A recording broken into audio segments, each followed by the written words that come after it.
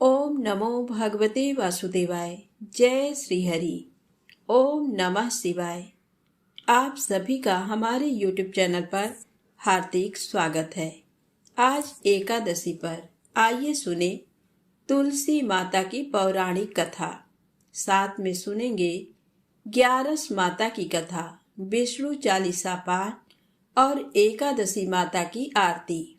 एकादशी के दिन तुलसी माता की कथा सुनने मात्र से घर में माता लक्ष्मी का स्थायी वास होता है। श्री हरि विष्णु की कृपा बरसती है। तो प्रेम से बोलें, लक्ष्मी नारायण भगवान की जय हो। एक बार की बात है, एक गांव में एक ब्राह्मण दंपति रहते थे। उनकी शादी को अनेक बरस हो गए, लेकिन उन्हें औलाद सुख की प्राप्ति नहीं हुई। ब्राह्मण रोज गांव में भिक्षा मांगने जाते, तो कभी यजमान खुद ब्राह्मण के घर सीधा रखने आते थे, जिसमें आटा, दाल, तेल, घी, गुड़, चीनी होता था। ब्राह्मण दंपति का यही आजीविका का साधन था। एक दिन ब्राह्मण जब शाम को भिक्षा मांगकर घर लौट रहे थे, तो रास्ते में उन्हें 8 साल की एक कन्या दिखाई दी। वह कन्या ब्राह्मण के पास आई और बोली कि बाबा बाबा, मैं आपके साथ आपके घर चलूं? ब्राह्मण ने पीछे मुड़कर देखा तो उसे कोई दिखाई नहीं दिया। थोड़ी देर बाद जब वह वापस घर की ओर चलने लगा, तो फिर से कन्या बोली कि बाबा, क्या मैं आपके साथ आपके घर चलूं? बाबा, मैं आपकी बेटी हूं, क्या मैं आपके साथ आपके घर चलूं? तो ब्राह्मण ने देखा एक बहुत सुंदर 8 साल की कन्या खड़ी थी। ब्राह्मण ने कहा कि बेटी, तुम कौन हो? तुम्हारे माता पिता भाई कहाँ हैं? तो वह कन्या बोली कि बाबा, मेरा तो कोई भाई नहीं। ब्राह्मण ने देखा आसपास क्या, दूर तक कोई दिखाई नहीं दिया। अंधेरा होने वाला था, तो ब्राह्मण ने मन ही मन सोचा कि रात होने वाली है। ऐसे समय में इस कन्या को यहाँ छोड़ना ठीक नहीं होगा। ब्राह्मण ने कन्या को कंधे पर बैठाया और उसे घर ले आया। घर आकर उसने अपनी पत्नी को पूरी बात बताई। तो ब्राह्मणी बोली कि मेरे कोई औलाद नहीं थी, भगवान ने ही इसे मेरे लिए भेजा है। ब्राह्मणी तुलसी माता की परम भक्त थी। उसने कन्या का नाम तुलसी रख दिया। अब ब्राह्मण दंपति तुलसी के साथ सुख से जीवन जीने लगे। जब से तुलसी घर में आई, उनके घर में अन्न धन के भंडार भर गए। समय पंख लगा करके उड़ने लगा। जब तुलसी विवाह लायक हुई, तो ब्राह्मण दंपति को अपनी बेटी तुलसी के विवाह की चिंता सताने लगी। तो तुलसी ब्राह्मण दंपति से बोली कि माँ बाबा, आप मेरे विवाह की चिंता मत करो। मुझे तो कृष्ण भगवान ब्याहने आएंगे, आप तो मेरे ब्याह की तैयारियां करो। उसके बाद कार्तिक सुदी पूर्णिमा को भगवान शालिग्राम का तुलसी से विवाह हो गया। जब तुलसी विदा होकर जाने लगी, तो ब्राह्मण दंपति रोने लगे। तो तुलसी बोली कि माँ बाबा, आप दुखी मत होइए। मैं हमेशा तुलसी पौधे के रूप में आपके आंगन में रहूंगी और आपका घर हमेशा इसी तरह अन्न धन के भंडार से भरा रहेगा। हे माँ तुलसी, जैसे आप ब्राह्मण दंपति के ऊपर कृपा की, वैसे सबके ऊपर कृपा करना। कहानी कहने वाले, सुनने वाले और हुंकारा भरने वाले के ऊपर कृपा करना। प्रेम से बोले, तुलसी माता की जय हो। अब आइए सुने तुलसी माता की दूसरी कहानी। एक बार एक नगर में एक ब्राह्मण अपनी पत्नी, बूढ़ी माँ और 3 बच्चों के साथ रहता था। वह ब्राह्मण अपने यजमान के घर पूजा पाठ, हवन आदि करता था। बदले में वे उसे सीधा देते थे। सीधे में आटा, दाल, तेल, घी, गुड़ और दक्षिणा में रुपए देते थे। उसी से ब्राह्मण का गुजर बसर चलता था।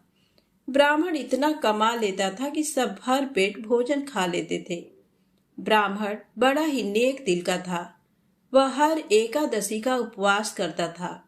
उसने एक नियम बना रखा था कि एकादशी के दिन वह अपने यजमान से भिक्षा लेकर नहीं आता था।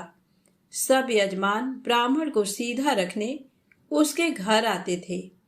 ब्राह्मणी ब्राह्मण से हमेशा परेशान रहती थी।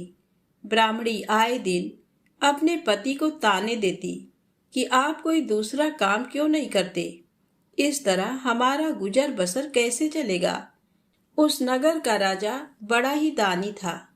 वह ब्राह्मणों, गरीबों, जरूरतमंदों, साधु सन्यासियों को दान दिया करता था। उसके दरबार से कोई भी खाली नहीं जाता था।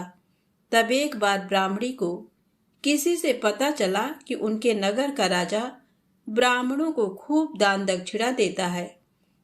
तब एक दिन ब्राह्मण की पत्नी ने ब्राह्मण से कहा कि दूर दूर के ब्राह्मण राजा से मनचाहा दान लेकर चले जाते हैं और तुम यहाँ के यहाँ एक दिन भी राजा के पास नहीं गए। जन्म भर कंगाली कहाँ तक झेलूं? आज तुम जाओ और राजा से कुछ मांग कर लाओ। ब्राह्मण ने अपनी पत्नी को समझाते हुए कहा, तू तो बावरी है, हमें धन की क्या जरूरत, हमें इतना तो मिल ही जाता है जिससे हम अपना पेट भर सकें, और राजा का धन अच्छा नहीं होता, वो हमें नहीं लेना चाहिए। ब्राह्मण की पत्नी जिद पर अड़ गई और बोली, मैं तुम्हारी एक भी बात सुनने वाली नहीं हूँ। कब तक हम कंगाली में जीते रहेंगे? तुम तो रोज माला लेकर बैठ जाते हो। अपने बच्चों को क्या खिलाएं और क्या पहनाएं? जब बच्चे दूसरे बच्चों को पहनते ओढ़ते और खाते पीते देखते हैं तो उनका मन भी ललचाता है। आज तुम राजा के पास जाओ, राजा बहुत भला व्यक्ति है, वो हमें जरूर मुँह मांगा दान देगा। मजबूर होकर ब्राह्मण राजा के महल की ओर चल दिया, पर राजा उस समय महल में नहीं था। ब्राह्मण को वापस लौटना पड़ा। दूसरे दिन ब्राह्मण की पत्नी ने ब्राह्मण को फिर से महल भेजा, परंतु राजा फिर से महल में नहीं मिला। तीसरे दिन राजा महल में मिल गया और उसने ब्राह्मण का स्वागत किया और उसे आसन पर बैठाया और 2 दिन न मिल पाने के लिए क्षमा भी मांगी। राजा ने कहा, मैं आपकी क्या सेवा कर सकता हूँ? ब्राह्मण ने कहा, जो मैं मांगूँ वो आप दे सकेंगे? राजा ने कहा, हाँ हाँ, कहिए, मैं आपकी क्या सेवा कर सकता हूँ? ब्राह्मण ने निवेदन किया, महाराज, मैं कुछ और नहीं चाहता, बस आप मुझे अपनी पसीने की कमाई से 4 पैसे दान में दे दीजिए। ब्राह्मण की बात सुनकर राजा चौंक गया और सोचने लगा, खजाने में बहुत सारा धन पड़ा है, पर मेरे मेहनत की 1 कौड़ी भी नहीं है। राजा ने ब्राह्मण से कहा, आप मुझे 1 दिन का समय दें, मैं कल आपको आपका मुंह मांगा दान दूंगा। ब्राह्मण को जब खाली हाथ देखा तो पत्नी बोली, क्या हुआ, राजा ने कुछ नहीं दिया? ब्राह्मण बोला, राजा ने कल देने के लिए कहा है। ब्राह्मण की पत्नी सोचने लगी, शायद इन्होंने बहुत सारा धन मांगा होगा और राजा को इसकी व्यवस्था करने में समय लग रहा होगा, इसीलिए कल बुलाया है। दूसरी ओर राजा ने अपने राजसी कपड़े बदलकर फटे पुराने कपड़े पहने और मजदूर जैसा वेश बना लिया। जब राजा की पत्नी ने देखा और कारण पूछा तो राजा ने सब कुछ बताया।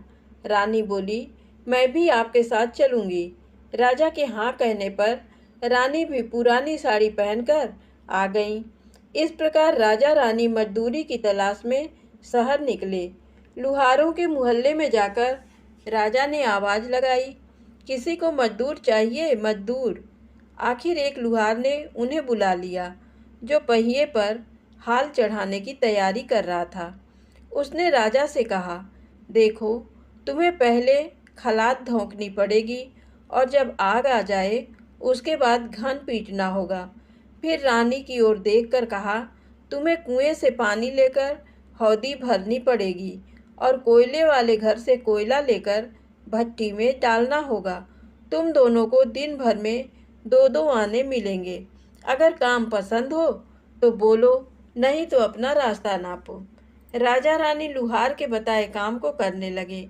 राजा खलात धोंकने लगा, पर उससे काम ठीक से नहीं हो पा रहा था। लुहार नाराज होकर राजा को ठीक से काम करने के लिए कहता। राजा जैसे तैसे अपना काम करने लगा। रानी भी कुएं से पानी भरकर लाने लगी। रानी के हाथ में फफोले पड़ गए। किसी तरह बड़ी कठिनाइयों से उसने पानी का हौद भरा। उसके बाद रानी कोयला लाकर भट्टी में डालने लगी। कोयला भरने से रानी के गोरे हाथ और कपड़े काले हो गए। भट्टी में आग आने पर लुहार ने पांत भट्टी में से निकालकर पहिए पर जमाई और एक घन अपने हाथ में लेकर और एक राजा के हाथ में देकर कहा, देखो बारी बारी से घन इस पर पटकना, हाथ इधर उधर न होने पाए। राजा जोर जोर से घन पटकने लगा, लेकिन उसका निशाना ठीक नहीं बैठता था। कभी घन हाल पर गिरता तो कभी पहिए पर। मजदूरों का ये हाल देखकर लुहारिन बड़बड़ाती हुई आई और लुहार से कहने लगी, तुमने कहाँ से ये नौसिखिए मजदूर काम पर लगाए हैं? इनसे काम नहीं होगा। ये सबसे मजदूर तुम्हारा सब काम बिगाड़ देंगे। राजा रानी उन दोनों की फटकार सुनते सुनते अपना काम मन लगाकर करते रहे। घन पटकते पटकते राजा का शरीर पसीने से तर हो गया और जोर जोर से सांस चलने लगी। रानी भी पानी भरते भरते और कोयला झोंकते झोंकते थककर चूर हो गई। दोनों ने पूरे दिन बहुत मेहनत की। लुहार ने राजा रानी को 2-2 पैसे दिए, जिसे वो बड़ी खुशी खुशी लेकर महल आ गए। आज उन्हें पता चला कि मेहनत की कमाई कैसी होती है। राजा ने 4 पैसे अलग रख दिए और अगले दिन ब्राह्मण को बुलाकर उसे दे दिए। ब्राह्मण राजा को आशीर्वाद देकर घर लौटा और ब्राह्मणी से कहा, लो मैं राजा के यहाँ से दक्षिणा ले आया हूँ। ब्राह्मणी खुश होकर दौड़ती हुई आई, पर जब उसने 4 पैसे देखे तो वो ठिठक कर रह गई और उन्हें दूर फेंक दिया। वो जल भुनकर ब्राह्मण से बोली, तुम जैसे दरिद्र से राजा के यहाँ जाकर भी कुछ न मांगा गया, शर्म भी नहीं आती, कहकर रूठकर चली गई और बहुत देर तक बड़बड़ करती रही। ब्राह्मण ने उन 4 पैसों को उठाकर तुलसी घर के पास रख दिया और सोचा जब ब्राह्मणी शांत हो जाएगी तो जरूरत पड़ने पर उठा लेगी। परंतु कई दिनों तक पैसे वहीं रखे रहे और फूल बेलपत्र ऊपर से गिरकर मिट्टी में दब गए। ब्राह्मण और ब्राह्मणी दोनों ही उन सिक्कों के बारे में भूल गए। कुछ दिनों बाद तुलसी घर में 4 पौधे उगे। चारों पौधे बहुत सुंदर थे। ये देख ब्राह्मणी रोज उनमें पानी डाल देती। 4 महीने बाद वो पौधे बड़े हो गए और उनमें फूल लगने लगे। फूल सूखने पर इनसे मोती झड़ने लगे। ब्राह्मण और ब्राह्मणी ने कभी मोती नहीं देखे थे। वो समझे कि कोई बीज है। हर रोज कई फूल झड़ते और बहुत मोती पूरे तुलसी घर में बिखर जाते। ब्राह्मणी उन मोतियों को समेटकर घर के एक कोने में डाल देती। इस तरह वहाँ मोतियों का ढेर लग गया। एक दिन एक सब्जी वाली आई। ब्राह्मणी को सब्जी लेनी थी, पर उसके पास पैसे नहीं थे। उसने सब्जी वाली से कहा, क्या तुम इन चमकदार चीज़ों के बदले सब्जी दे सकती हो? सब्जी वाली ने देखा तो वो पहचान गई कि ये तो मोती है। उसने खुशी खुशी ब्राह्मणी को उन मोतियों के बदले उसकी मनपसंद सब्जी दे दी। अब से हर रोज ऐसा होने लगा। ब्राह्मणी और सब्जी वाली दोनों खुश थे।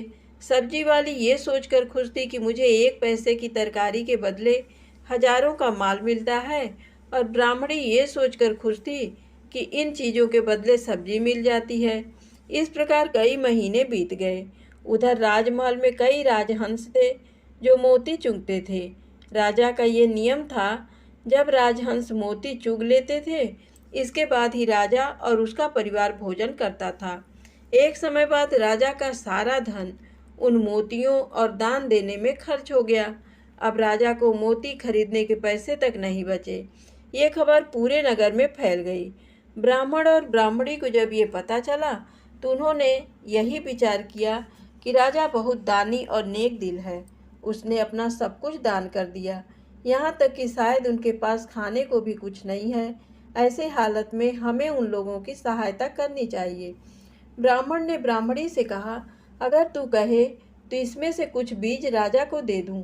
तू कहती है इससे सब्जी और खाने की चीज़ें मिल जाती हैं।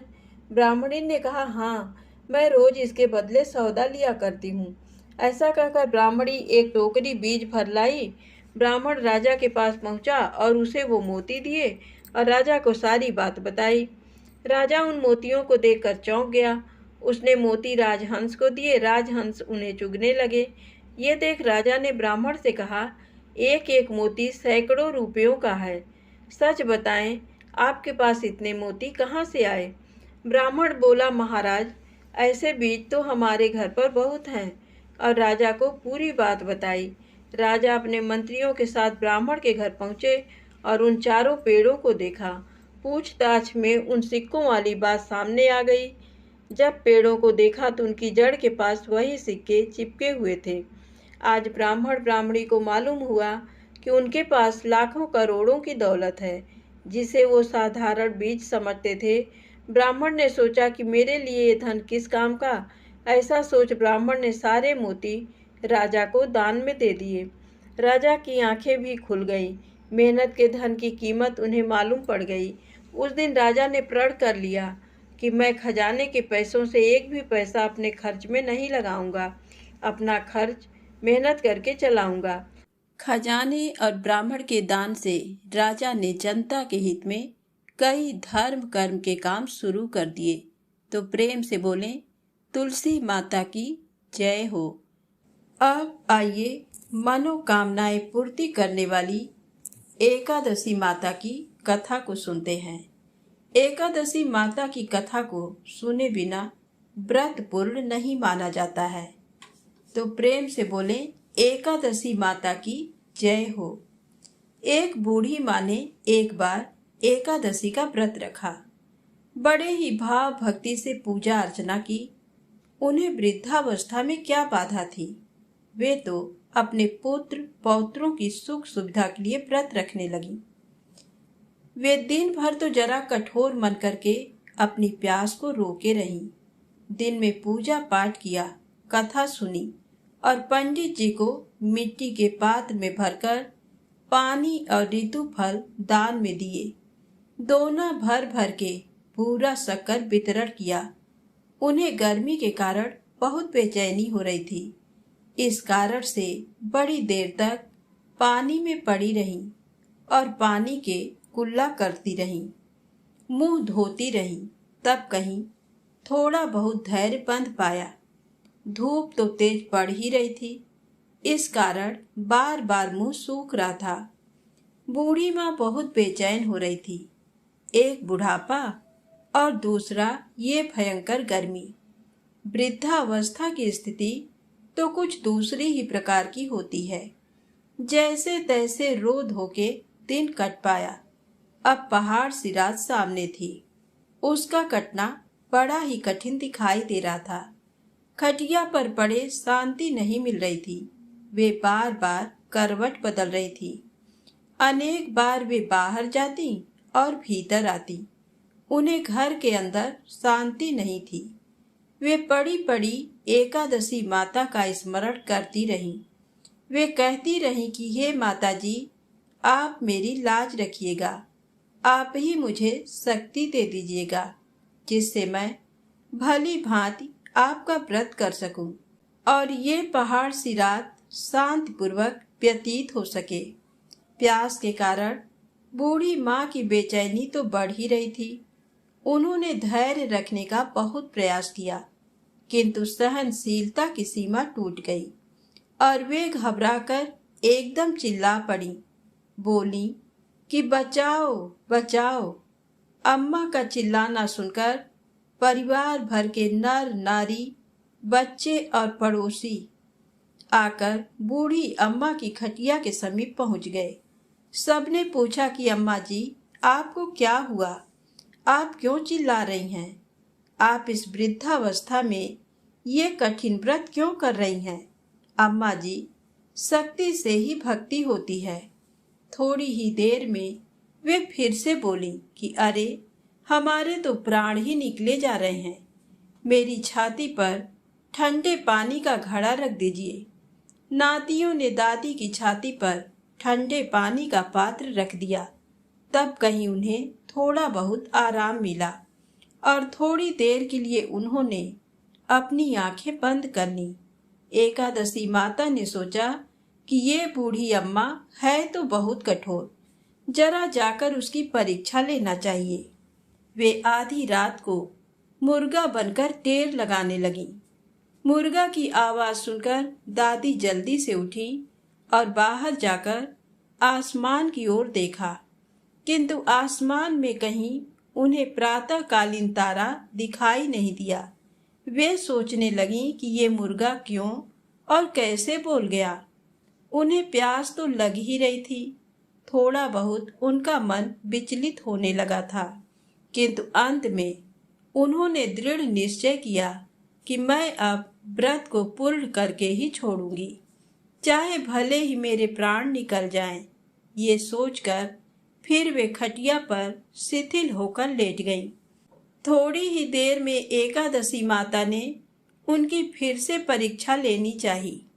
एक छोटी सी बालिका एक गिलास में शरबत लेकर उनके सिरहाने खड़ी हो गई और जोर से बोली कि दादी जी, सवेरा हो गया है, आप हाथ मुंह धोकर शरबत पी लीजिए। पहले तो शरबत का गिलास देखकर उनका मन विचलित हो गया, किंतु अचानक व्रत का स्मरण हो आया और उन्होंने सोचा कि मैं किसी भी प्रकार से अभी शरबत नहीं पी सकती हूँ, और वे शांति पूर्वक अपनी खटिया पर लेट गई।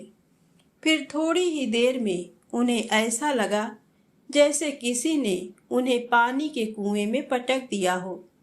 वे बड़ी देर तक उस कुएं में हाथ पांव चलाती रहीं, किंतु उन्होंने अपने मुंह में पानी की एक बूंद भी नहीं जाने दी और वे दृढ़ता पूर्वक अपना व्रत पालती रहीं।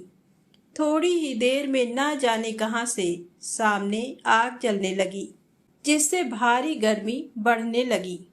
प्यास के कारण प्राण निकलने लगे, किंतु बूढ़ी अम्मा का कुछ भी नहीं बिगाड़ पाया। वे जहां थीं वहीं मुस्कुराती हुई सी बैठी रहीं। थोड़ी ही देर में बाहर प्रकाश दिखाई देने लगा। ऐसा लगा कि जैसे सवेरा हो गया हो। बूढ़ी अम्मा ने जब बाहर निकलकर देखा तो समझ गई कि अभी सवेरा होने में 3-4 घंटे की देरी है। ये जानकर वे शांति पूर्वक इधर उधर घूमने फिरने लगी। एकादशी माता ये बात अच्छी तरह से समझ गई कि ये बूढ़ी अम्मा किसी भी प्रकार से अपने व्रत से नहीं चल सकती। वे उनके सत्य व्रत को अच्छी तरह से समझ गईं।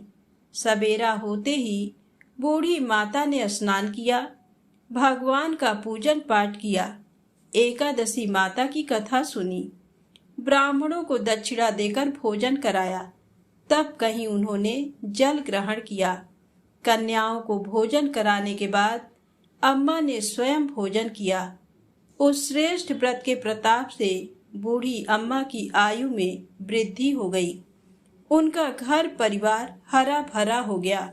घर में अब उनके कोई अभाव नहीं रहा। वे हर तरह के सुख साधनों से संपन्न हो गईं। नाती नातिनों से उनका घर भर गया और वे उसी दिन से 12 महीने की एकादशी का व्रत करने लगीं। एकादशी माता के व्रत के प्रताप से इस संसार में हर प्रकार के सुख भोग कर अंत में वैकुंठ धाम को चली गईं। जैसे एकादशी माता ने बूढ़ी माता और उनके परिवार को हरा भरा किया, ऐसे ही एकादशी माता हम सभी की मनोकामनाओं को पूर्ण करें। तो प्रेम से बोलें, लक्ष्मी नारायण भगवान की जय हो, एकादशी माता की जय हो। अब एकादशी पर आइए सुने विष्णु चालीसा पाठ। विष्णु सुनिए विनय सेवक की चितलाय, कीरत कुछ वर्णन करूं दीजय ज्ञान बताए। नमो विष्णु भगवान खरारी, कष्ट न सामन अखिल बिहारी। प्रबल जगत में शक्ति तुम्हारी, त्रिभुवन फैल रही उजियारी। सुंदर रूप मनोहर सूरत, सरल स्वभाव मोहनी मूरत। तन पर पीतांबर अति सोहत, बैजंती माला मन मोहत। शंख चक्र कर गदा बिराजे, देखत दैत्य असुर दल भाजे, सत्य धर्म मद लोभ न गाजे, काम क्रोध मद लोभ न छाजे, संत भक्त सज्जन मन रंजन, धनुजय असुर दुष्टन दल गंजन, सुख उपजाय कष्ट सब भंजन, दोष मिटाय करत जन सज्जन, पाप काट भव सिंधु उतारण, कष्ट नाश कर भक्त उबारण, करत अनेक रूप प्रभु धारण, केवल आप भक्ति के कारण, धरणी धेनु बन तुम ही पुकारा, तब तुम रूप राम का धारा, भार उतार असुर दल मारा, रावण यादिक को संहारा, आप वराह रूप बनाया, हिरण्याक्ष को मार गिराया, धर्मत्स्य तन सिंधु बनाया, 14 रत्नन को निकलाया, अमिलख असुरन द्वंद मचाया, रूप मोहनी आप दिखाया, देवन को अमृत पान कराया, असुरन को छवि से बहलाया, कुर्म रूप धर सिंधु मझाया, मंदराचल गिरि तुरत उठाया, शंकर का तुम फंद छुड़ाया, भस्मासुर को रूप दिखाया, वेदन को जब असुर डुबाया, कर प्रबंध उन्हें ढूढ़वाया, मोहित बन कर खलहि नचाया, उस ही कर से भस्म कराया, असुर जलंधर अति बलदाई, शंकर से उनकी न लड़ाई, हार पार शिव सकल बनाई, कीन सती से छल खल जाई, सुमिरन कीन तुम्हें शिवरानी, बतलाई सब विपत कहानी, तब तुम बने मुनीश्वर ज्ञानी,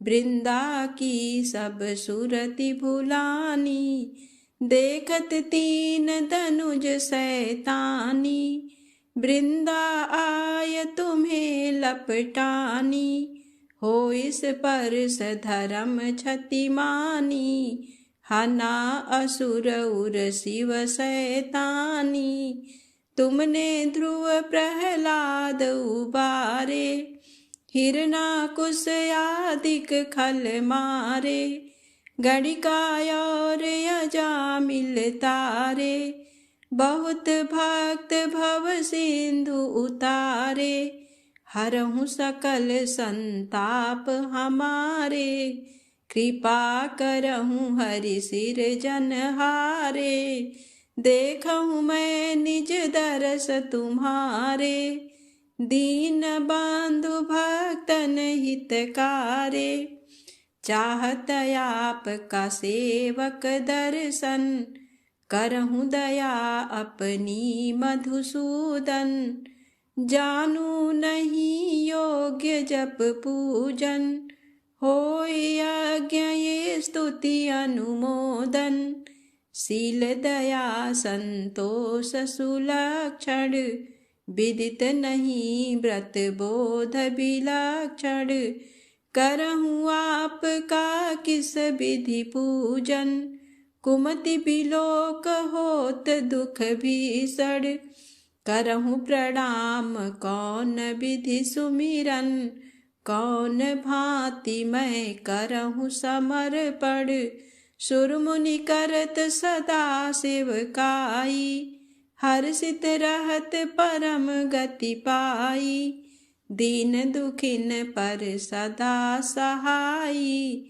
निज जन जान लेओ अपनाई, पाप दोष संताप नसाओ, भव बंधन से मुक्त कराओ, सुत संपत्ति दे सुख उपजाओ, निज चरणन का दास बनाओ, भक्त सदा ये विनय सुनावे, पढ़े सुने जो जन सुख पावे।